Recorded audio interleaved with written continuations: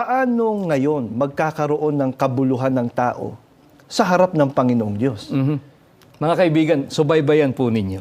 Ang babasahin ko po ay nakasulat dito po sa Deuteronomio. Ganitong banggit po sa atin.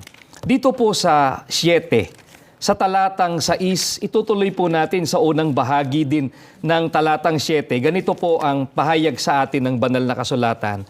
Pakinggan po ninyo mga kaibigan.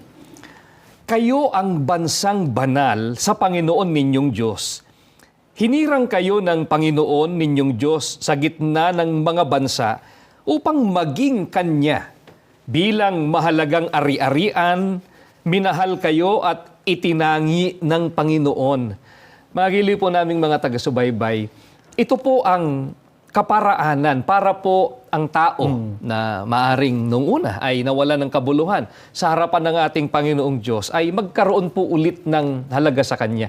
Katulad po ng ginawa po ng ating Panginoong Diyos noon sa bayang Israel, ang sabi po sa atin ay kailangan silang hirangin ng ating Panginoong Diyos. Nang hirangin na sila ng ating Panginoong Diyos, ang sabi po sa atin ng Biblia, sila po ay itinuring na ng Diyos na Kanya. Ang banggit pa nga po ay bilang mahalagang ari-arian, minahal sila ng ating Panginoong Diyos, itinangi po sila ng ating Panginoong Diyos. Yun yung nagkaroon po ng kabuluhan at halaga. Di ba sa harap ng ating Panginoong Diyos?